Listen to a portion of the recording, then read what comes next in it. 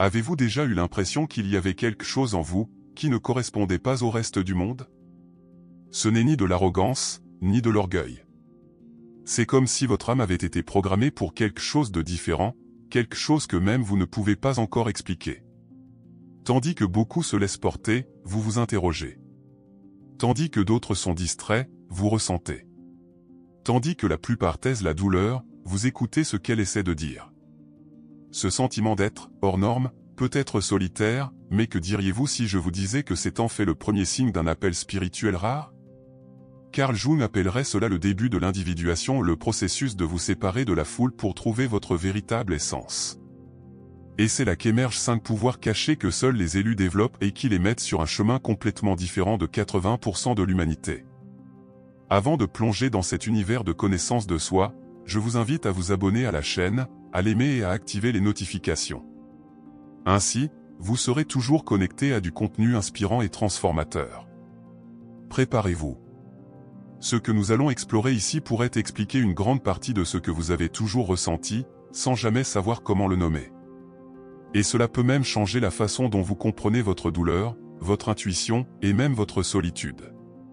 Tout commence par un étrange malaise, comme si votre âme commençait à rejeter le monde qui vous entoure. Rien n'a changé à l'extérieur, mais à l'intérieur, quelque chose ne colle plus. Les conversations semblent vides, les environnements trop bruyants, et même les anciennes distractions ne vous satisfont plus. Carl Jung disait que l'éveil spirituel se manifeste généralement par un bruit intérieur, un malaise subtil qui grandit jusqu'à ce qu'on ne puisse plus l'ignorer. C'est alors que l'élu commence à se démarquer de la foule, sans s'en rendre compte. Un processus silencieux, mais irréversible. Cet appel vous parvient sans bruit ni preuve. C'est presque comme un souffle spirituel qui vous murmure à l'oreille, « Tu n'as pas ta place ici ». Et le plus difficile, c'est que personne autour de vous ne le remarque. Vous êtes toujours là, vivant, souriant, participant, mais intérieurement, vous êtes déjà parti. Cette séparation spirituelle se produit avant toute décision consciente. C'est l'esprit qui vous signale qu'il est temps de sortir de l'illusion et de faire un pas vers quelque chose de bien plus grand. Pour les élus, ce moment marque le début d'un voyage profond. Ce n'est pas un effondrement, c'est une transition. Un passage secret entre l'ancien et le nouveau soi. Vous commencez à chercher des réponses que personne ne vous a enseignées, vous ressentez un vide que rien ne peut combler, et vous réalisez que vous devez vous isoler, même sans savoir pourquoi. C'est l'âme qui dit, le temps est venu. À partir de ce moment, le monde que vous connaissiez perd de son éclat, et l'invisible commence à prendre forme. Ce sentiment de déconnexion est en réalité une sorte de signal intérieur, réservé à ceux que Dieu ne comprend pas. Le monde peut parler de crise, mais dans le langage de la spiritualité profonde, il s'agit d'un éveil spirituel. Il n'existe pas de manuel, pas de compagnie garantie, mais une certitude inébranlable vous accompagne.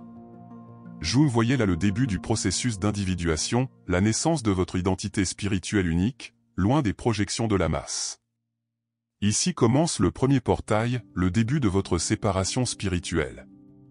Et cette séparation est un cadeau déguisé en perte. Elle vous éloigne du bruit, de la confusion et des opinions des autres, pour vous reconnecter à votre fonction intuitive. C'est à ce stade que votre âme commence à s'entraîner au silence. Vous l'ignorez, mais vous entrez déjà sur le territoire des guerriers spirituels ou ceux qui ont été forgés hors de la foule. Et cela, croyez-moi, est rare. À partir de ce moment-là, vous ne serez plus jamais le même. Ce qui vous semblait normal vous dérange désormais. Ce qui avait du sens vous semble désormais vide. Et le plus surprenant, plus vous essayez de revenir à « comme avant », plus il devient évident que cette porte s'est déjà refermée. Votre âme s'est éveillée. L'appel invisible a été activé. Et maintenant, il n'y a plus de retour en arrière possible. Seulement la transformation. Il arrive un moment où tout autour de vous se vide et où vous vous retrouvez à traverser un désert intérieur. Silence. Pas d'applaudissements. Pas de réponse claire. Mais pour une raison ou une autre, vous avez le sentiment d'être sur la bonne voie. La solitude spirituelle est le terreau où les élus prospèrent le mieux. Pour les 80%, ce moment serait vécu comme un abandon ou un échec. Mais pour ceux qui portent une vocation divine, cet isolement n'est pas une punition, c'est un polissage. Carl Jung disait qu'il n'est possible d'entendre l'âme que lorsque le bruit du monde cesse. Le processus d'individuation de Jung exige donc un retrait. C'est dans ce retrait que l'on commence à voir ce qui a toujours été caché, en soi et à l'extérieur. La douleur de la solitude nous force à regarder en nous. Alors, la première force surnaturelle émerge, l'esprit protégé. Non pas comme une échappatoire, mais comme une force. On commence à tout observer avec une clarté déconcertante, sans se perdre dans le chaos des autres. L'esprit blindé n'est pas fait de froideur. Il se forge dans la chaleur de la solitude, tempéré par la maîtrise de soi émotionnelle. C'est lorsque vous cessez de réagir automatiquement au monde et commencez à choisir vos réponses avec sagesse. Vous voyez quelqu'un exploser, et vous savez que ce n'est pas de votre faute. On essaie de vous provoquer, mais vous restez en paix. Ce n'est pas de l'indifférence, c'est de la force. C'est le pouvoir du contrôle intérieur, qui apparaît lorsque le bruit extérieur ne vous contrôle plus.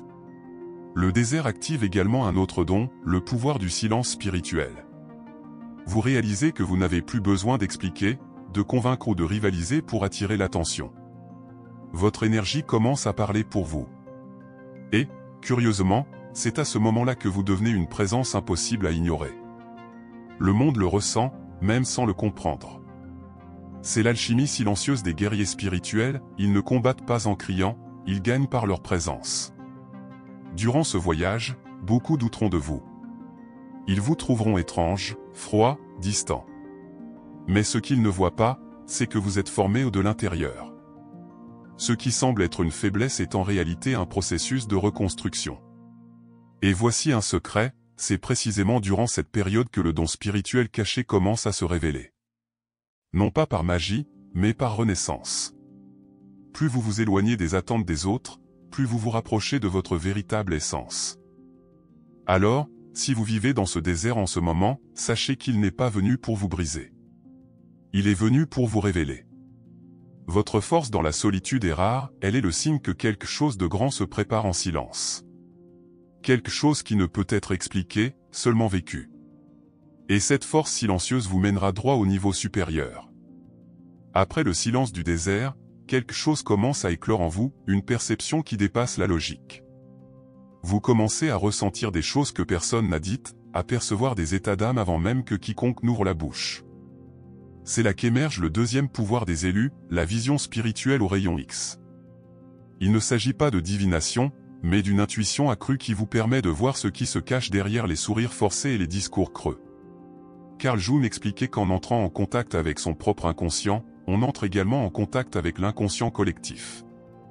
C'est à ce moment-là que les élus acquièrent une sorte de « radar émotionnel ». Vous entrez dans une pièce et sentez que quelque chose ne va pas, même si tout le monde sourit. Vous rencontrez quelqu'un et vous savez déjà qu'il cache une douleur cachée. Et le plus curieux, vous remarquez que les autres commencent à éviter de vous regarder. Comme si, inconsciemment, ils savaient que vous en voyiez trop. Ce cadeau est beau, mais il est aussi lourd. Car tandis que les autres continuent d'ignorer ce qu'ils ressentent, vous portez la responsabilité d'en voir trop. Le don de la lecture énergétique fait de vous une sorte de miroir. Et c'est effrayant. Les gens disent se sentir nus en votre présence, même sans que vous ouvriez la bouche. C'est parce que votre énergie lit leur champ et cette lecture est silencieuse, mais profonde. Ne soyez pas surpris s'ils tentent parfois de s'éloigner de vous sans raison. C'est l'instinct de défense de ceux qui ne supportent toujours pas de se voir. Ce pouvoir comporte aussi des défis. Vous commencez à déceler des mensonges entre les lignes, des manipulations déguisées en affection, des relations fondées sur l'intérêt personnel. Et cela peut vous fatiguer. Après tout, le monde préfère l'illusion. C'est pourquoi il est courant que les élus se sentent mal à l'aise. Mais voici la clé, votre sensibilité, en tant que don, est un outil rare, et non un fardeau. Elle vous permet non seulement de vous protéger, mais aussi de guérir, car vous voyez là où les autres ne font que ressentir. Pour utiliser ce don à bon escient, il est essentiel de développer la maîtrise de soi émotionnelle. Il ne s'agit pas de pointer du doigt, mais d'accepter ce que l'on voit avec compassion. Un exemple concret ? Lorsque vous remarquez que quelqu'un est blessé, au lieu de l'affronter, vous pouvez simplement rester présent, écouter attentivement et dire ce que cette âme a besoin d'entendre, même si elle ne le sait pas encore. L'empathie surnaturelle fonctionne ainsi, elle parle peu, mais transforme tout. Et voici un avertissement important, votre vision spirituelle est trop précieuse pour être gaspillée à essayer de convaincre les autres. Tout le monde ne comprendra pas ce que vous ressentez. Et ce n'est pas grave.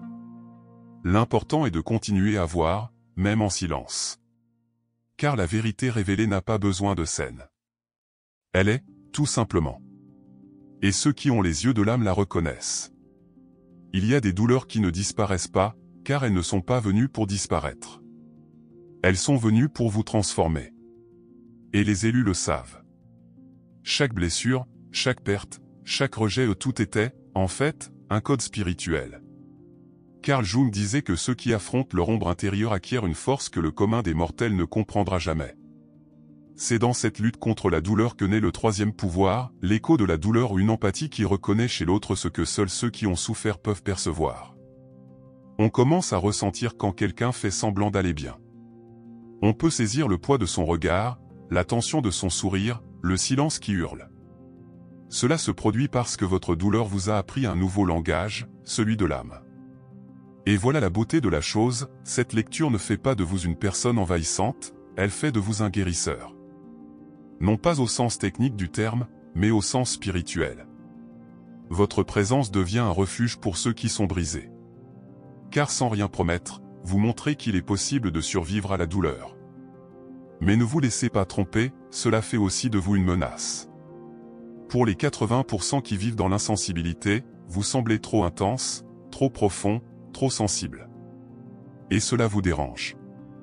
Après tout, nous vivons dans une société qui masque la douleur sous le couvert de la productivité, qui masque les blessures sous les filtres des réseaux sociaux. Quand vous parvenez à guérir grâce à la douleur, beaucoup s'enfuient. Et ce n'est pas grave. Vous n'êtes pas fait pour plaire, vous êtes fait pour avoir un impact. Ce don n'est pas né du réconfort. Il est né de nuits blanches, de larmes cachées, de prières restées sans réponse apparemment. Mais aujourd'hui, vous comprenez, c'est là, au fond du puits, que Dieu a déposé en vous quelque chose qui ne peut être ni acheté, ni appris, ni imité.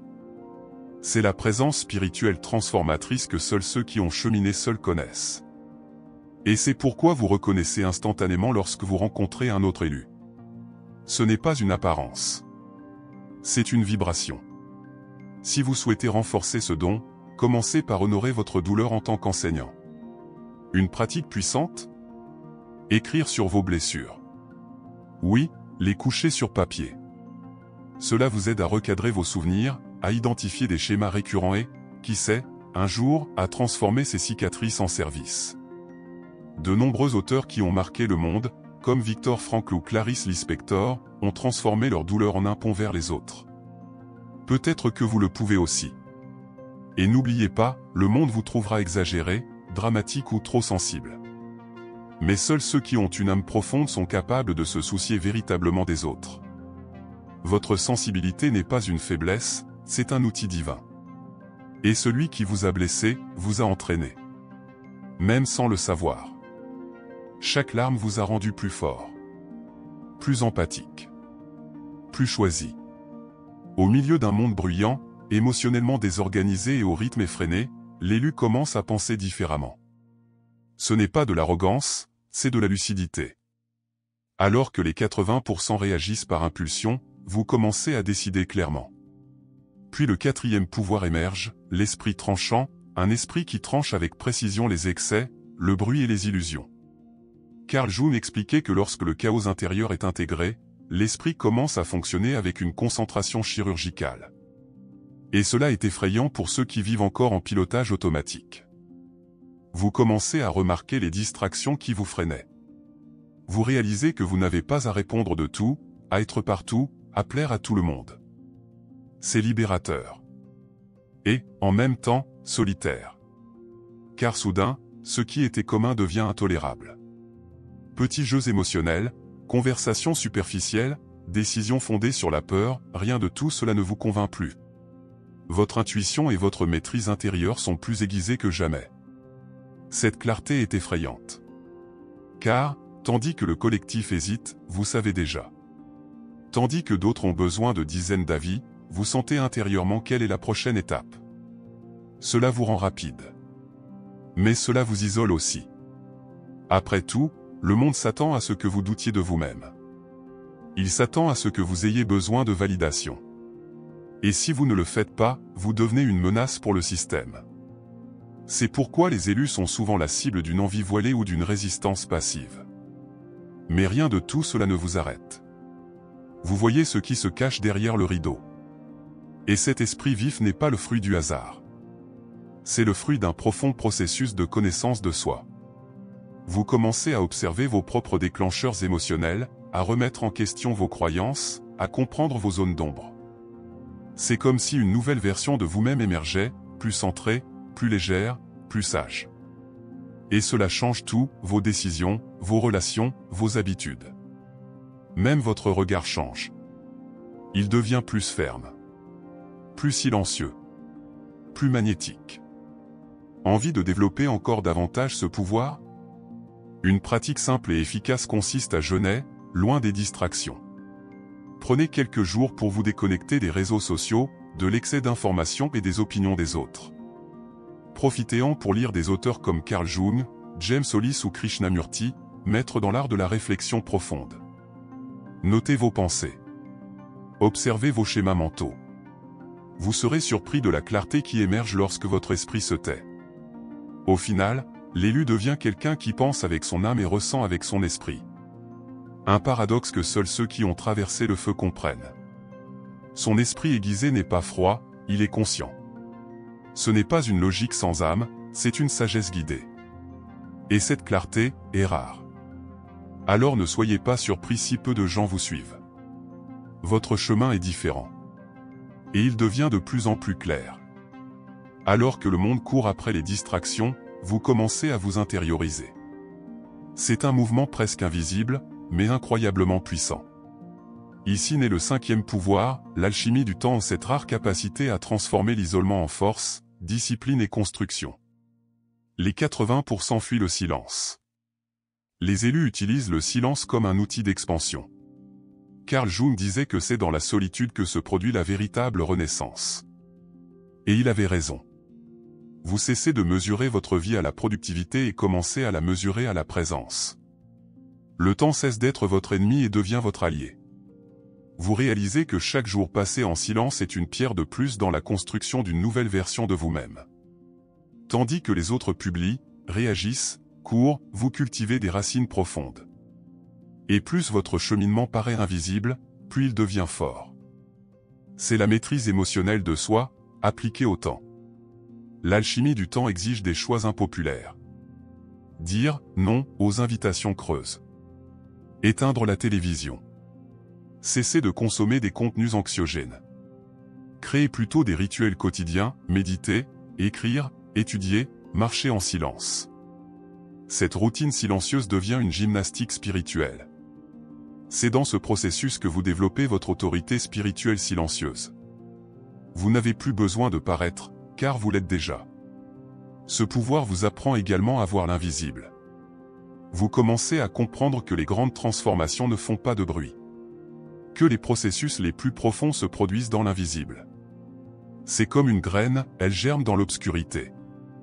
Il en va de même pour votre âme. Et tandis que les 80% restants sont occupés à rechercher une validation extérieure, vous êtes plongé dans une spiritualité profonde, accédant à des vérités que le temps révélera avec perfection. Envie d'utiliser ce pouvoir de manière concrète? Essayez d'organiser votre temps comme un templier de l'âme. Choisissez des moments sacrés de la journée pour nourrir ce qui vous construit, lecture, respiration consciente, visualisation.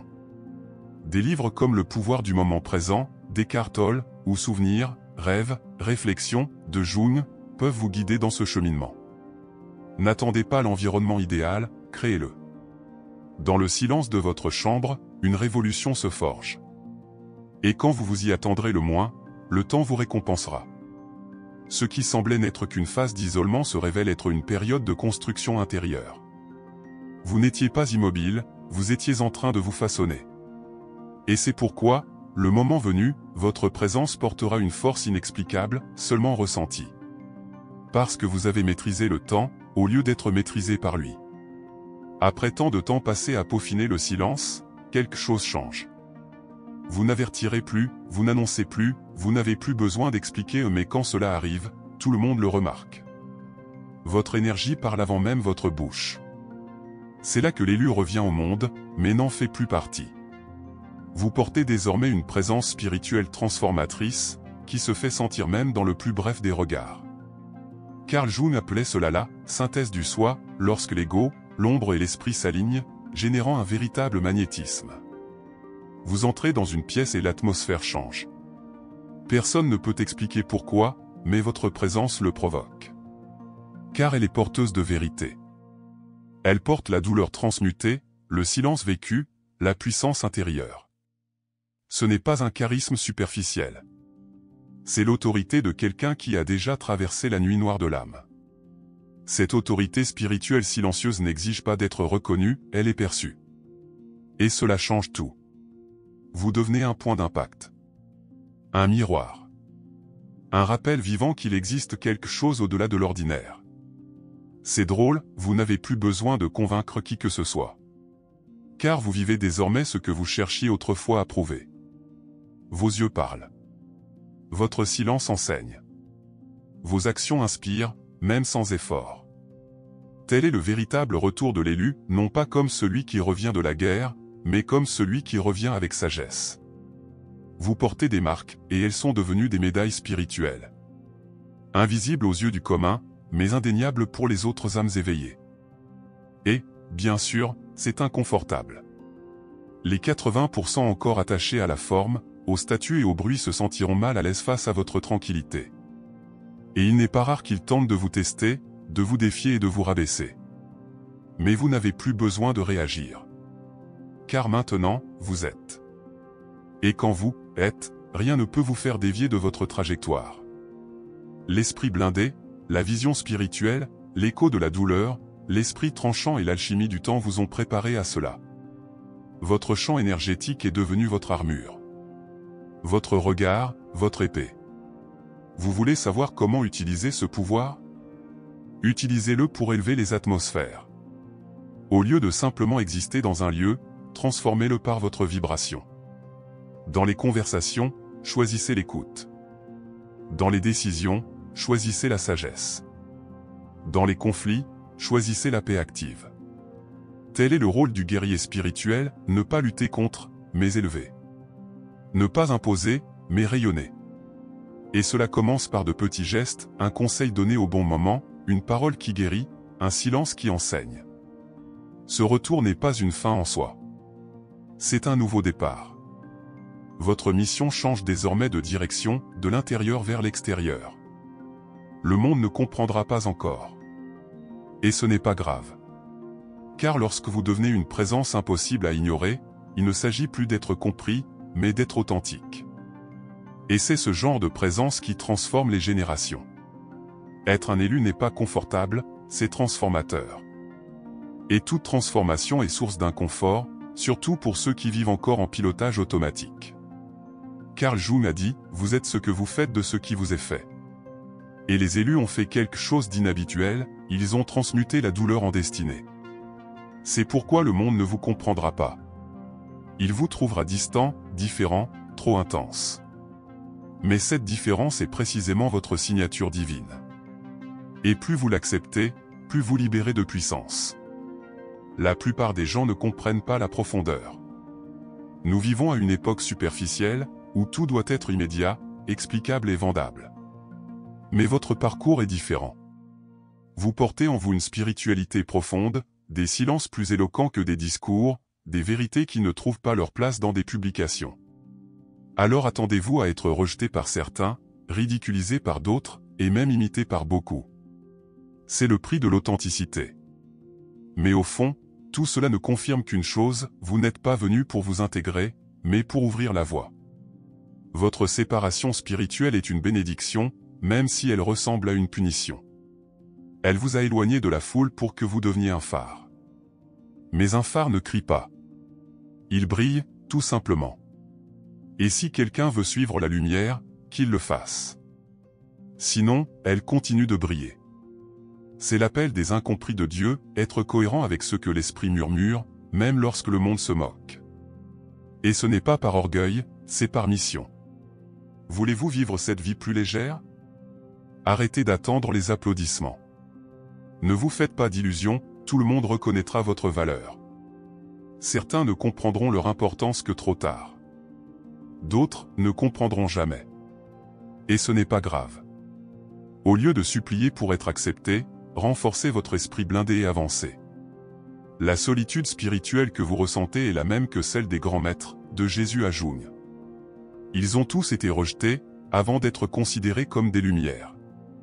Et rappelez-vous, les 80% se moquent de ce qu'ils ne comprennent pas. Ils tentent de réduire la profondeur à l'arrogance, l'intuition au hasard, la spiritualité au délire. Mais vous savez, au plus profond de vous-même, qu'un appel divin est en train de se manifester. Et il n'y a pas de retour en arrière possible. Le chemin de l'élu ne consiste pas à être suivi. Il s'agit d'être fidèle à soi-même. Et lorsque cette fidélité se manifeste, un héritage invisible mais immensément puissant naît.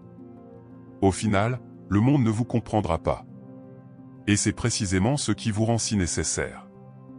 Vous êtes une exception. Vous êtes une rupture. Vous êtes la graine d'une ère nouvelle. Votre intuition exacerbée, votre sensibilité aiguë, votre silence empreint de sagesse, tout cela a une raison d'être. Continuez. Et rappelez-vous, vous n'êtes pas venu pour plaire, vous êtes venu pour vous éveiller. Vous n'avez peut-être pas choisi ce voyage, mais c'est lui qui vous a choisi. Et peut-être que maintenant, après tout ce que vous avez traversé, vous commencez à comprendre pourquoi.